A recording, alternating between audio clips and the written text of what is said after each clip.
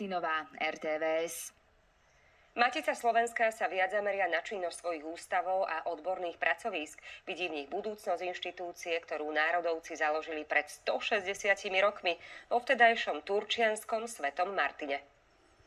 Oslavy matičiari spojili s odálením busty predsedu zahraničnej Matice Slovenskej v Kanade, biskupa Františka Jozefa Fugu.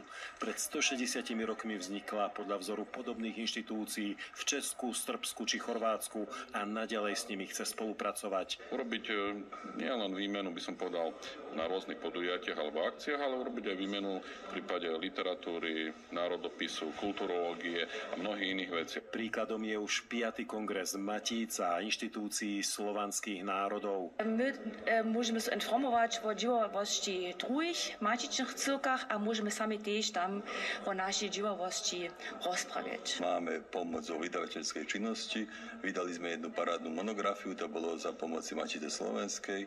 Do budúcna plánujeme robiť ešte projekty, ktoré budú spájať Slovensko a Srbsko, vlastne Slovensko a krajiny, ktorí žijú Slováci. Matica hľadá možnosti, ako pomôcť iným slovanským národom. Na našom území sú to miznúci Rusíni, ku ktorým sa pri poslednom ščítaní prihlásilo o tretinu menej ľudí. Tieto problémy nás trápia na celom severovýchode Slovenska. Naše obce sa vysídľujú, mladí ľudia odchádzajú, v podstate obce vymierajú. Tento fenomén Matíc, ktorý bol len medzi slovanskými národmi, tak má čo povedať aj v súčasnej dobe pri rozvoji a udržaní národno-kultúrneho dedičstva. V podmienkach Rakúsko-Horská Matica Slovenská fungovala len 12 rokov. Jej činnosť obnovili po vzniku Československa v roku 1919. Z Martina Milan Velecký, RTVS.